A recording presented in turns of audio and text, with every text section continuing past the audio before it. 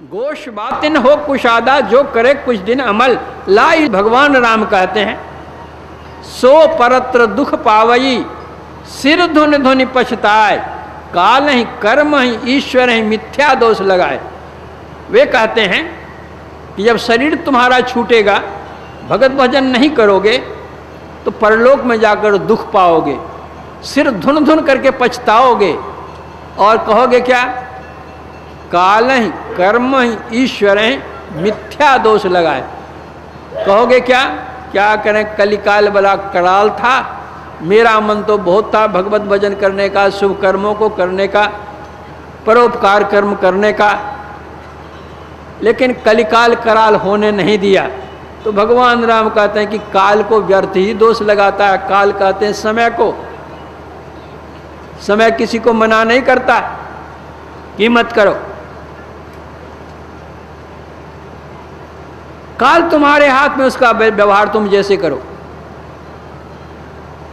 कोई कहने लग जाते हैं क्या करें, हमारे कर्म में ही लिखा हुआ नहीं था इसलिए हम नहीं किया। कर्म में क्या लिखा हुआ रहता है? कर्म कहते कि जो तुम करते हो वही कर्म है। शुभ कर्म करो, अशुभ कर्म करो, जैसे कर्म करो उसका फल तुमको वो मिलेगा। तो कर्म को भी दोष देना व्यर्थ है। फिर भगवान राम कहते हैं, कभी कभी कितने लोग ऐसा कहते हैं कि क्या करें, हमारा मन तो बहुत था भगवत भजन करने का, शुभ कर्मों को करने का, लेकिन परमात्मा की इच्छा ही नहीं हुई। परमात्मा की मौज के बिना तो एक पत्ता भी नहीं हिलता है। अगर उनकी कृपा हम पर हो जाती, पत्ता हिल जाता, तो क्या मैं शुभ कर्म नहीं करता?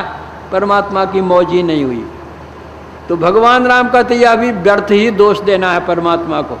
जब तुम पाप कर्म करने लगे थे तो परमात्मा का पत्ता हिल गया था, और जब शुभ कर्म करने चले तो परमात्मा का पत्ता स्थिर हो गया।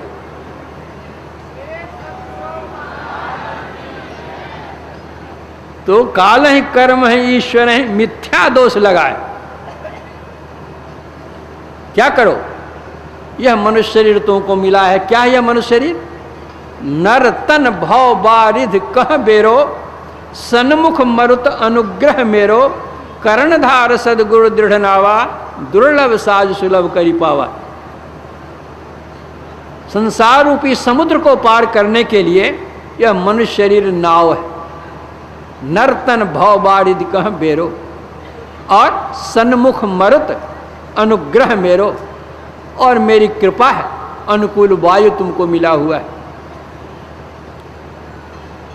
किसी नदी में हम जाएं, नाव मिल जाए, हवा भी अनुकूल रहे, अगर मल्लाह नहीं हो तो क्या नाव इस पार से उस पार ले जा सकते हैं? हम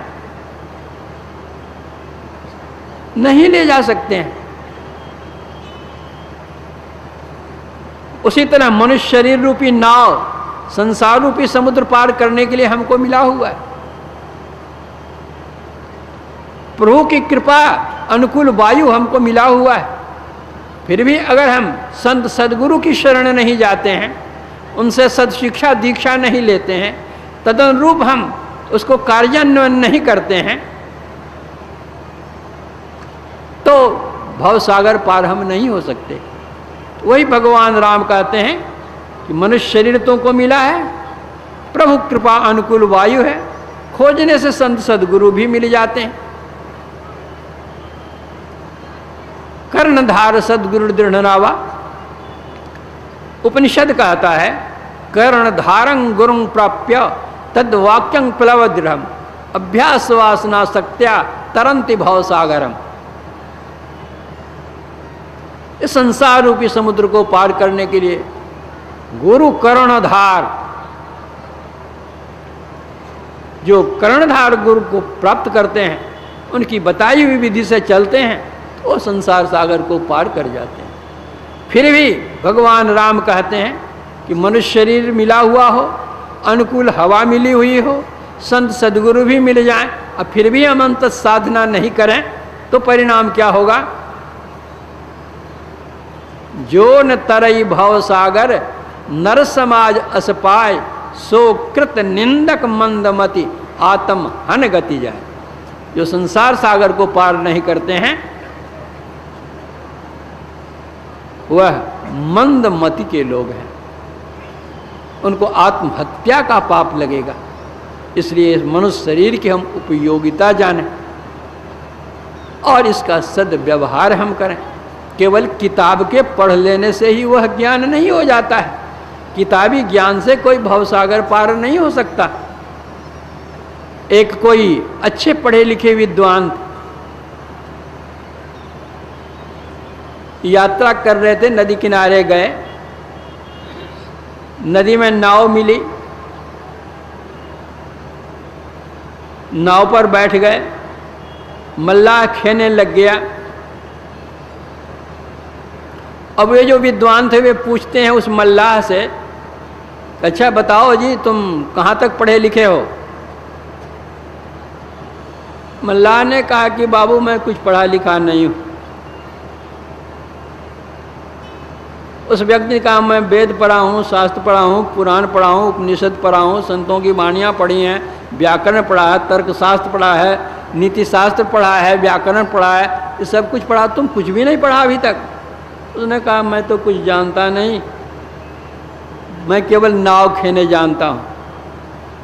तो उस विद्वान ने कहा कि तेरा 1/4 जीवन व्यर्थ का चला गया। नाव कुछ आगे बढ़ी, आधी नदी में नाव चली गई तो पूछता है कुछ भी नहीं पढ़े हो जी? उनका मैं तो कुछ नहीं पढ़ा हूँ, मेरे पिताजी नाव खेते थे, उन्होंने मुझे सिखा दिया है, मैं भी नाव खे रहा हूँ। पर देखते हो उस पार में हिरन सब इधर उधर उछल रहा था, कूद रहा था। का अच्छा बतलाओ जीव विज्ञान तो पढ़े हो? अगर कहता है बेचारा कि जीव विज्ञान पढ़े लेते तो प्रोफेसर न बनते, हम पढ़ाते जाकर कॉलेज में, ये नाव क्यों चलाते? उनका जा तेरा हाफ जीवन तो साफ हो गया। फिर कुछ और आगे बढ़ी नाव, धीरे धीरे धीरे सूर्यास्त होकर के तारे सब निकलने लग गए। उनका अच्छा नक्षत्र विद्या जानते हो? तो मल्लाह ने कहा कि बाबू आप अपना भी माथा खराब करते हैं, मेरा भी माथा खराब करते हैं। अगर पढ़े लिखे रहते तो यही हालत हमारी होती, नाव खेते। अरे हम तो ये सब कुछ पढ़े हुए हैं जी। अच्छा देखो नाव की भी विद्या मैं जानता हूँ।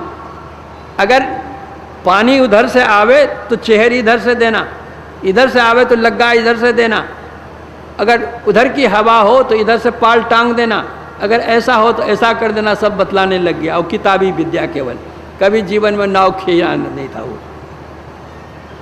अब नाव किनारे लगने पर है, कहते कुछ भी नहीं जानता हूँ, कुछ भी नहीं जानता।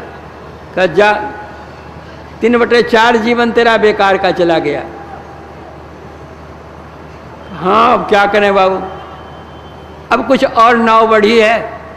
अब होता क्या है, नाव के नीचे का एक तख्ता छूट गया, गिर गया नीचे पानी में, और पानी नाव में आने लग गया।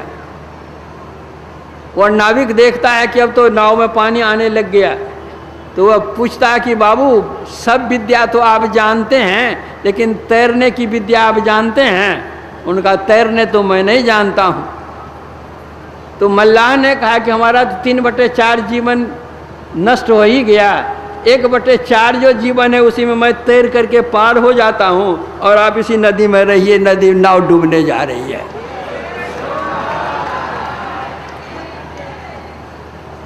तो कहता है जीवन पौन नष्ट है मेरा, विविध ज्ञान बिन जाने, आप पूरा नष्ट आपका बाबू बिना तैरना जाने।